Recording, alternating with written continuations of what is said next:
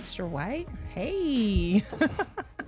All right. Welcome and welcome back to Uncomfortable Conversations. You know what today is. It is Thursday here on Vegas Hype Media, and that means we're about to have a serious, uncomfortable conversation.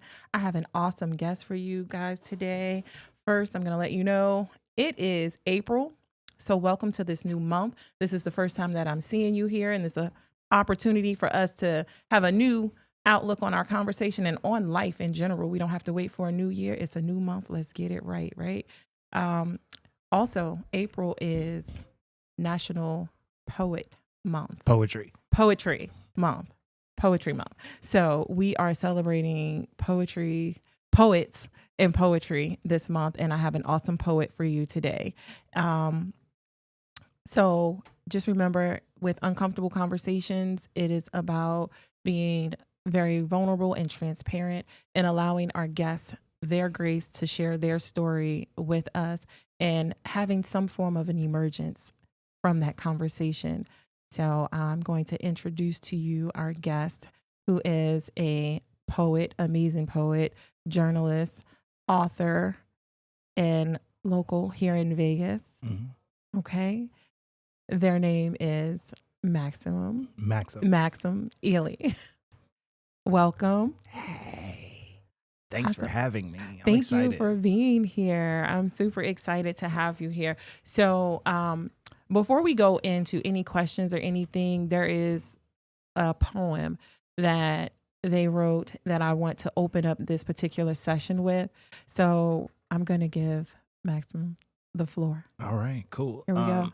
So the title of this poem is also a haiku. Funny enough, I wrote it when I was a security guard. Fuck 12 forever, even when I put on this ugly-ass uniform. 2003. I'm on my way home from work. I see the reflection of the police lights on the sign ahead. The blue and red reflecting off its white with the backdrop of night is a metaphor for my blackness in this country.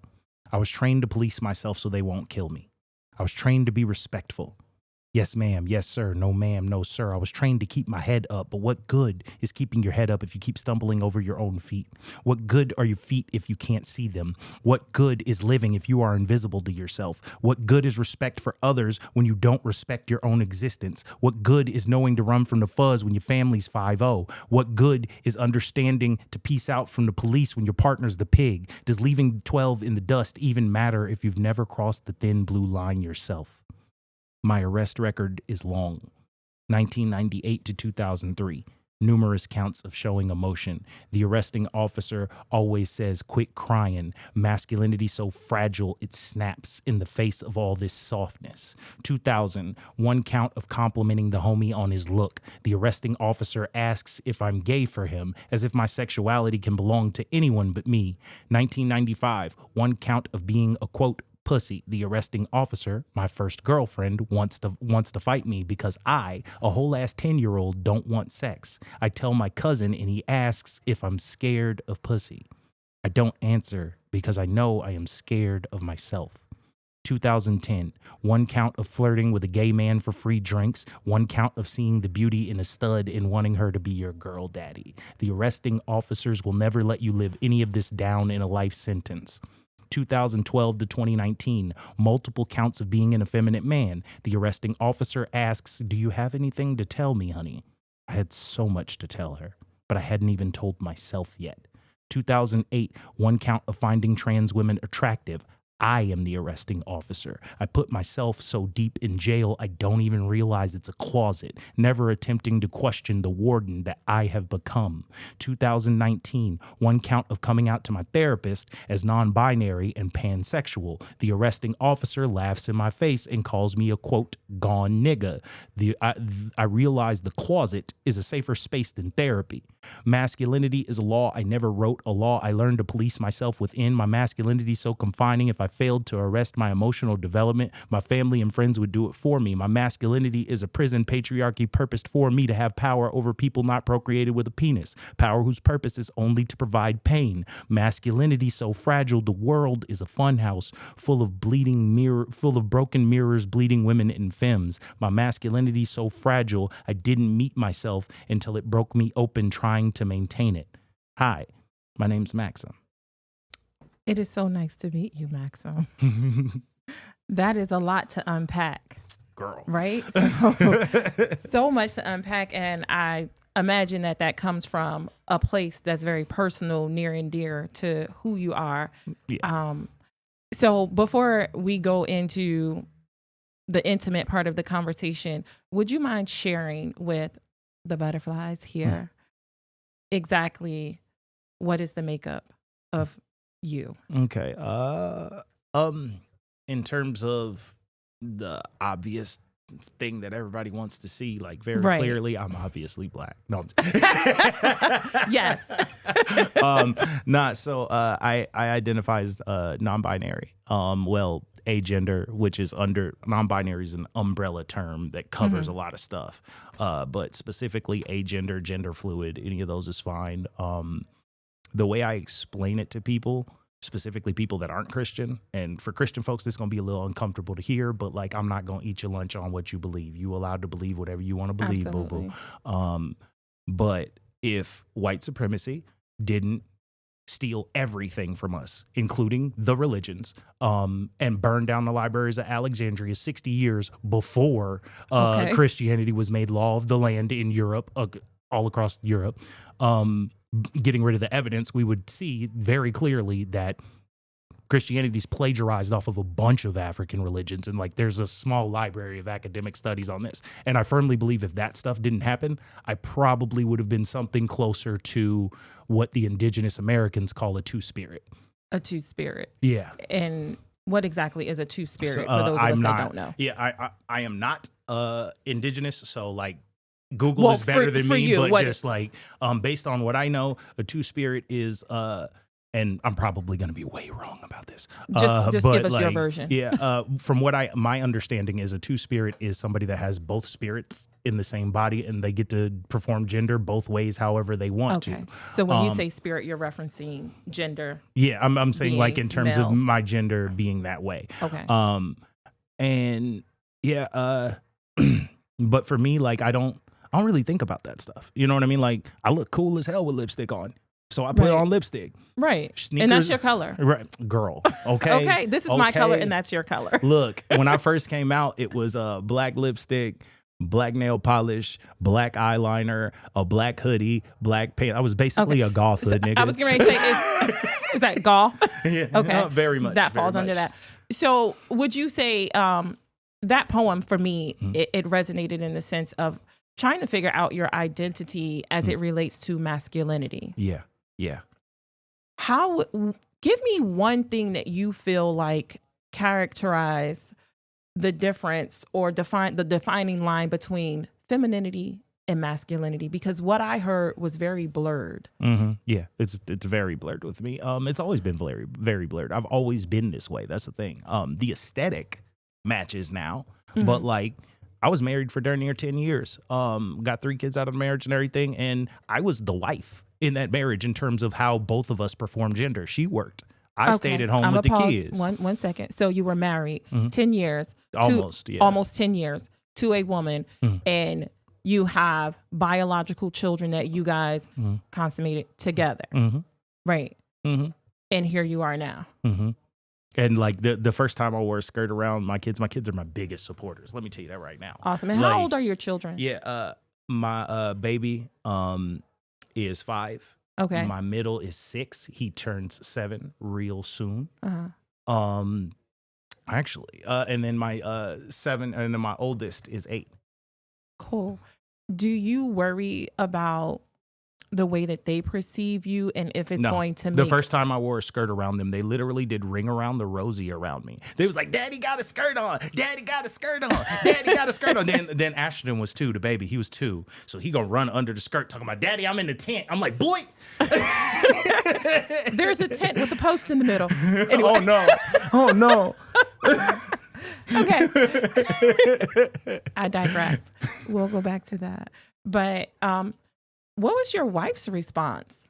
Honestly, you were still married at this time. No. No. I came out while we were in the process of going through the divorce. And she's totally fine with it. Like we talked about it, and she was like, if you'd have came out while we were still married, I'd have stayed married to you. That's awesome. Yeah. Because that was getting ready to be my next question. Like, did you come out like out of spite during this is 100% divorce? about 100% about me. Like, since we talk about masculinity anyways, since I'm clearly one of the people that looks like, hey, this is what healthy masculinity looks like, it gets held up. I just got here, brother. I was very much toxic masculinity Negro in that marriage. Let's keep it 100. Explain what toxic masculinity is. I know we hear it a lot. Yeah, it's a buzzword. But, it's a buzzword. But in my particular case, remember the first episode of Insecure? I do, but I don't. Okay, basically, dude was in the house all the time, depressed as hell. Oh yeah. She wanted to go out and have a life and do that. Yeah, that was me. That was me in the marriage. Like, straight up. Now, and a lot of that, and I want to be very what's the word? I want to be very tender with Black men specifically in this when we're having this conversation about masculinity, because like Black men are very, very traumatized. Mm-hmm. And the way masculinity is set up, you're supposed to be a man. You ain't got no emotions. Right. You ain't supposed to have no emotions. You allowed to be angry. You allowed to laugh. That's it. Right. So you can't cry. I mean? Like, thankfully, my dad and my Uncle Ray, both of them like cried in front of me all the time. I'm so grateful for that. So would you attribute that to why you're in a space where you feel like you can be okay to be who you are because you were shown that type of vulnerability? I mean, yes, that helps. My upbringing helps a lot. But also, I think a lot of my energy is, like, I read a lot of philosophy in my spare time, and I very much am a big fan of Albert Camus, despite the fact that dude is a whole colonizer and all lives matter. Like that, we're gonna digress into some other stuff. I'm not even gonna go there, but he was terrible. But I'm very interested in the idea of the absurdist hero that he created. He talked about Sisyphus being happy pushing the boulder up the hill, and like the idea is like Sisyphus is really sad. He should be really sad because this is punishment. You're going to push a boulder up a hill for eternity, and then the boulder's just going to fall down. But what Camus says the absurdist hero does is he's happy anyways. You're choosing happiness. You understand what I'm saying? Like, I live in a world where half the countries, it's legal to kill me. Right. Straight up. It's legal to kill me, and I'm choosing to be happy in spite of that. But like, let's keep it 100 though. That's not real happiness. It's not. It's spiteful. It is very spiteful. And like, I get happiness where I can get it, like true, genuine happiness where I can get it. But I'm not going to sit up here and be sad all day, every day. Yeah. Like, people come at me with transphobia all the time. Like I was telling you before, like, okay, that transphobic energy is why I get more hoes than you, my boy. And I'm going to laugh at you in your face. And when you say you get more hoes, can you clarify that for people? I don't think everybody knows. No, I am polyamorous. And that means that you date men, women. No. That's my sexuality. Polyamory is my relationship style. Okay. So omnisexuality is how I am. Omnisexuality is like pansexuality. Pansexuality is any gender, anybody. Doesn't matter. You're attracted to everybody. But omnisexuality is that with a preference. My preference is for women and femmes. Like, dudes is cool. I'm down. Like, I slurp a nigga up right now, but also like, like I'm demisexual. Is anybody with guys. Uncomfortable besides me? Look, but no, like, but my attraction to men is lower. That's how you go 34 years and get in a marriage and don't realize that you're queer. You know what I mean, or that you're trans. So what's your favorite type of woman? Since you lean more towards women, Black women all day, every day. Black women all day in all varieties that they come in. So do you do trans women? Oh my God. I love trans women. I have not been with one, and I don't want to fetishize them because like they get fetishized so much and it's so sad. Okay. But no, I'm very much attracted to trans women. But even still, like, because I'm non-binary, it's going to be queer. But like, if I was a dude still, if I still identified as a man, that's a straight relationship. I don't care if she got a penis or not. That's straight. It's a woman. Like, I'm attracted to Black women. So like a Black trans woman, girl, pull up. Okay. Well, now like, y'all know. That's the way straight men. But also, here's the other thing. Like, because trans folks get killed all the time because they got tricked, because they tricked me, and then the news justifies that, right? But like, the thing I need these dudes to recognize, and culture as a whole needs to do to support folks, is that's still a straight person. You're a man with a woman. Trans women are women. Period. You are still straight. We if did you just talk about this last month. If you mess with a trans woman, you're still straight, my boy.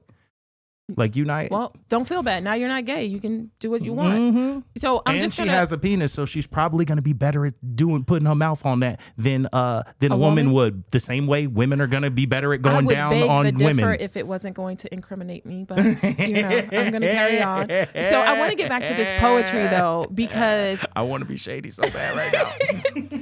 It's only room for one person to be shady. That's me. Okay. So I want to get back to your poetry because that's actually where we met at an open mic night, and I just love that particular piece that you just did. And like I said, it just resonated so much when I think about masculinity and the struggle, the balance that guys and women both go through with trying to figure out if I'm doing too much, not doing enough, should I do this, should I not do that, finding that balance. So I want to go into just asking you about your poetry, and because it is really personal and emotional, how do you navigate and balance between the vulnerability and the authenticity of what you're writing and not giving too much? Or answer that first question first. Because I'll be the next question. Here's the thing, like, I don't care. I really don't. Like, I'm 100% vulnerable and open and honest at all times because, like, so let's keep it 100. When you say you don't care, does that mean you don't care, or you just love who you are and you're just unapologetic of it? I don't like when people use the word "I don't care" because I feel like what there's I'm saying, some negativity to that. Yeah, the I don't care is very much a reflection of, like, when I do stuff that's queer and I do stuff that's my old stuff from when I identified as straight. Okay. I can notice the audience being less engaged with that. And I have worked really hard through therapy to very much not care anymore. Like, this is me. This is my art. This is what I'm putting out. Right. And if you fuck with it, you fuck with it. If you don't, I'm sorry, boo-boo. There's 8 billion other motherfuckers on this planet. Go fuck with them. Appreciate, right? Or other people that appreciate what you're doing as well. So you don't mind being completely vulnerable in your work? Yeah, no, not at all. It started out, so initially poetry was just the thing I was doing as a hobby to find community out here, because I had moved out here. I was married to my ex-wife, but I moved out here for her family. I didn't have no family, no community. We met in Reno. We both lived in Reno at the time. She was at the school and I was working in town. Is that where you're from? Nah, I'm from everywhere. I was born in New Hampshire, Are you raised military? in Dallas. Nah, just parents divorced when I was young, and my dad moved back to Dallas, and my mom lived in New Hampshire. So my dad's side's down there, and my mom's side, and then my Uncle John, who recently passed away, rest in peace. I lived with him in Reno. I moved out there with him.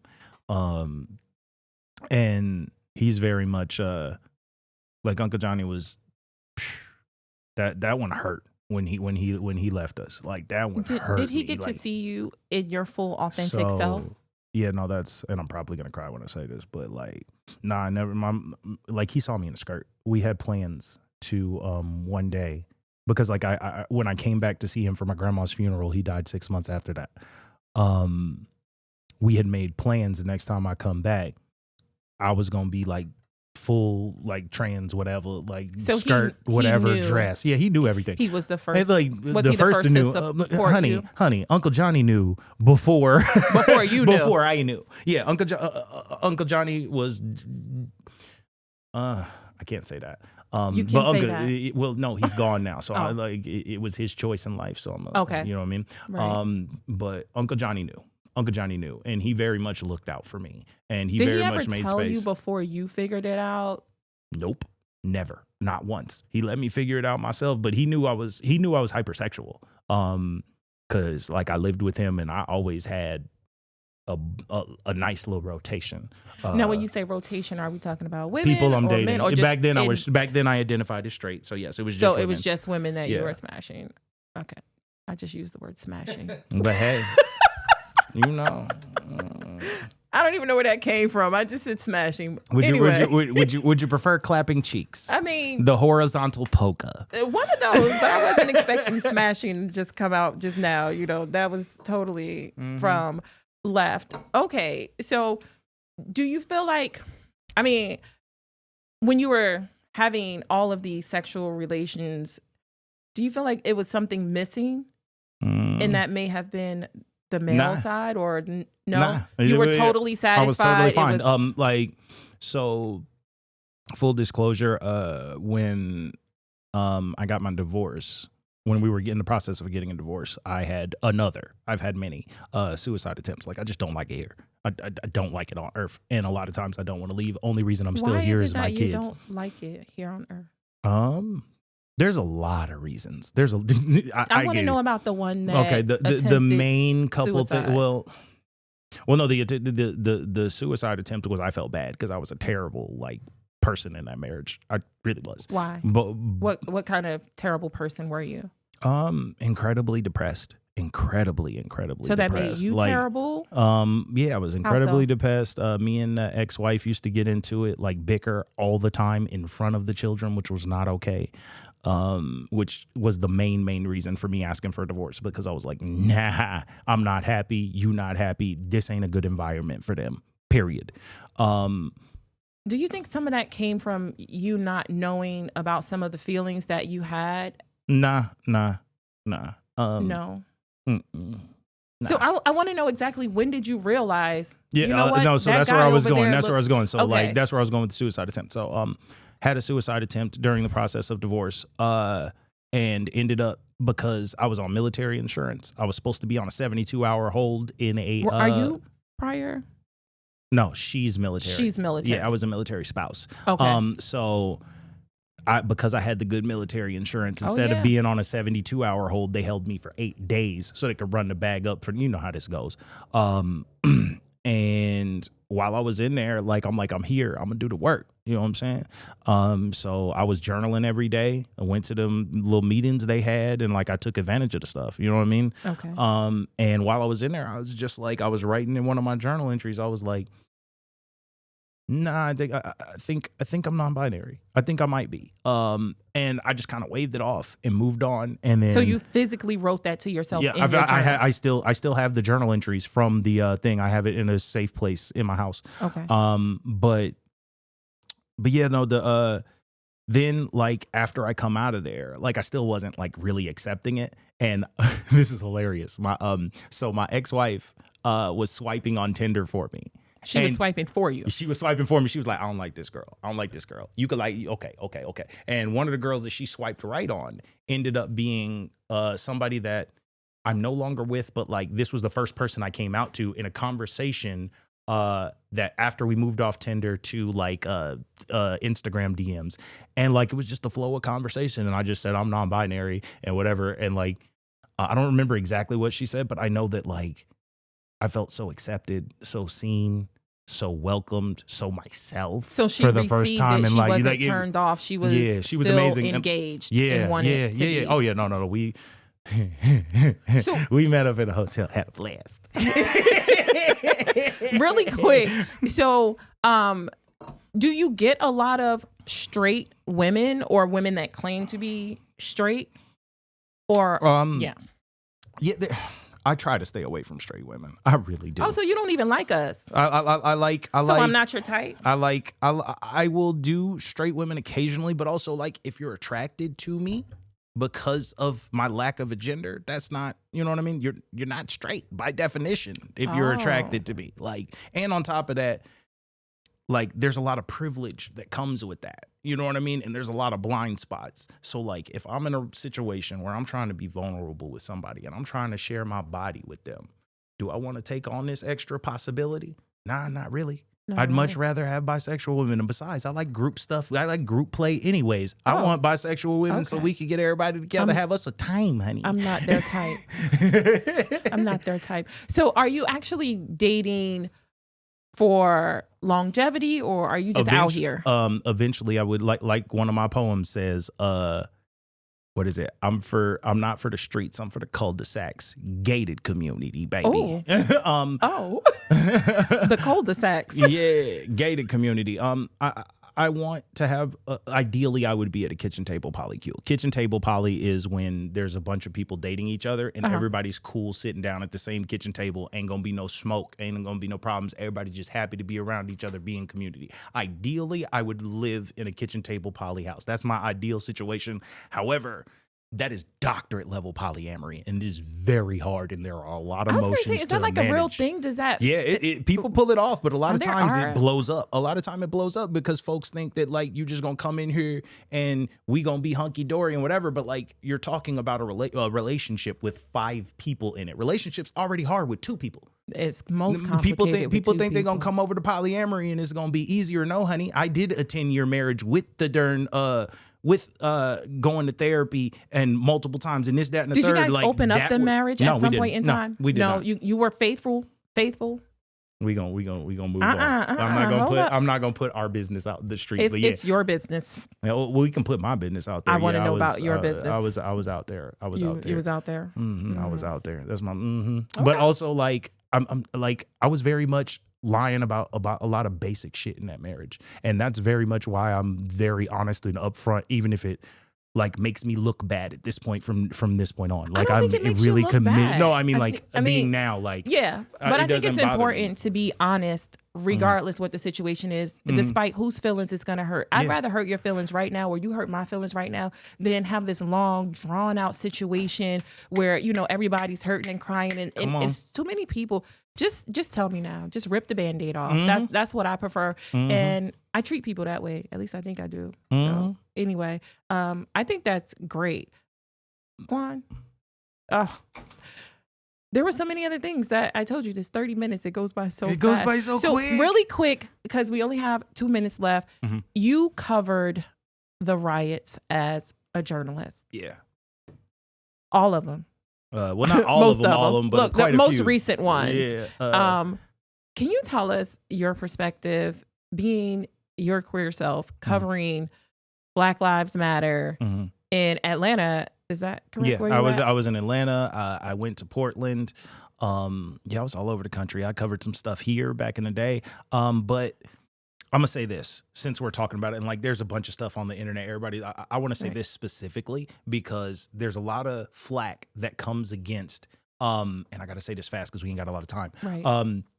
There's a lot of flack that comes against destruction of property. Number one, let me very clearly clarify that if you destroy property, you go into jail. Period. However, the thing is, the way America's set up, we know that that these donations is what takes care of and what makes things happen. These donations to these politicians. Now, the insurance lobby is one of the biggest ones in the country. When you tear stuff down and you burn stuff up and you cost these insurance companies money, you know what they do? Excuse me, politician that I own, give these niggers something now. That's what they do. Wow. That's playing the game. I'm sorry, but like we didn't get the Second Civil Rights Act until 6 days after Martin Luther King died because they burned 1,000 cities. Right.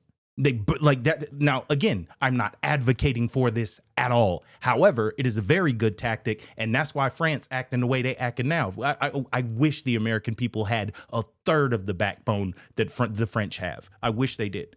Yeah. So I think that's about all the time that I have. I am going to wrap up. Thank you so much. You are an awesome poet, journalist, just all around person to just sit and have a great conversation with. I appreciate you sharing this much of your story. I think that's how much everybody gets to share. Right. Quan has been encouraging me to increase the amount of time that I spend here. I'm working on it, but not just yet. I love this. I want to say thank you to my newest subscribers, and I forgot the names, but I'm sorry, I'm trying to unlock my phone really quick. Who do I have? Melstar, DJ Melstar, and meditation instructors. Thank you guys so much for following, liking, and subscribing. All of my butterflies, I appreciate you guys. And I want to shout out one really special butterfly that sent me these butterfly earrings. I don't know if you guys can see them, but it's like a whole butterfly wire thingy. And I love them. Thank you, Miss Wendy, for sending me these. I appreciate it. Love you guys. I will see you next week, next Thursday, same time, same place, Vegas Hype Media. Bye.